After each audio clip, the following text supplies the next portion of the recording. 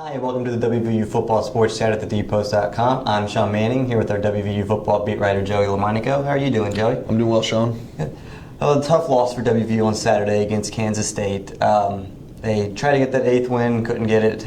Still have yet to do that in the Big 12. But one of the big plays of the game was late in the fourth quarter when Skylar Howard kept it on 4th and 2 and ended up not even getting back to the line of scrimmage. Did people question that play call at the end of the game?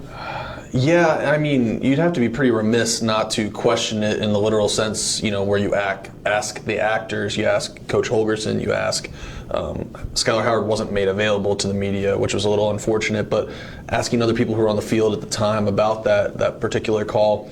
You remember WVU got the ball back with a little bit under 4 minutes, about 3 minutes and 50 seconds left, with a chance to take the lead again after that Morgan Burns kickoff return for a touchdown in the fourth quarter.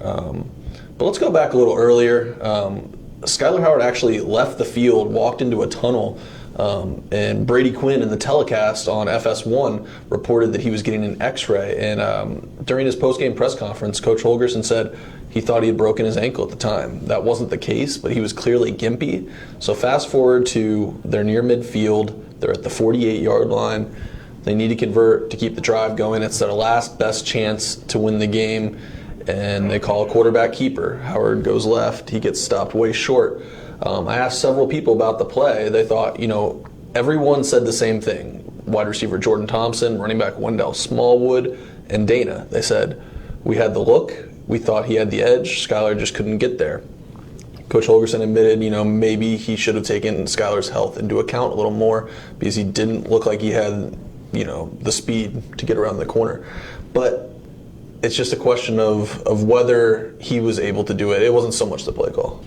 And people like to question things all the time after losses. And after that 4-game losing streak in October, Holgorsen's job security was questioned, but then they ended up having a pretty good November. But then they had this loss to Kansas State, so that talk has been brought up again. What do you think his job security is at this point? Well, that fire was stoked a little bit by a state columnist who I'm not going to name, but a pretty speculative column came out yesterday in a state newspaper talking about Holgorsen's job security and saying that ambiguous conversations have been had about it between Shane Lyons and Dana. I think we got our answer on December 8th when Dana was still the head coach at the end of the day, because he was owed a $75,000 retention bonus at the end of the day. If you're going to fire him, I would say fire him before you pay him $75,000. I've also reviewed the contracts. They'd have to pay the entire terms of the contract for Dana and his assistants. It would cost WVU north of $8 million to fire him. And at this late juncture in the year, when so many hot coaching candidates have been snatched up already, it just doesn't make much sense. I think he's safe. I think the conversation should now shift to a contract extension for Dana Holgorsen. The timing of it, whether or not it happens, whether he's a lame duck, how it affects recruiting and the like. So I think that's where we should be headed with this discussion rather than is he going to get canned. So now we finish the regular season and we head into the bowl game. It was announced that WVU is going to go to the Cactus Bowl and face Arizona State.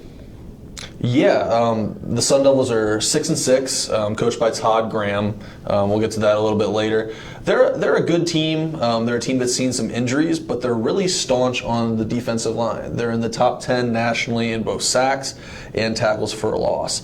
So that WVU running game led by Wendell Smallwood, who finished just 9 yards shy of the Big 12 rushing title, it's going to be a stiff test for them.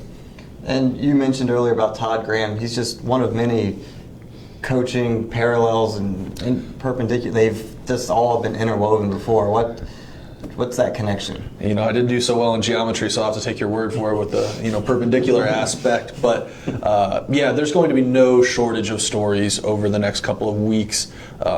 You mentioned Tony Gibson has ties to Todd Graham. He coached with him.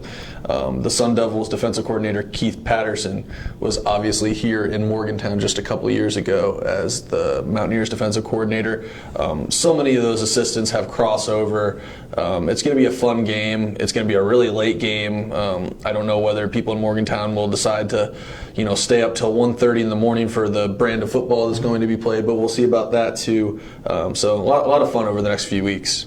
All right, thank you, Joey. Check out thedpost.com for more WVU football coverage.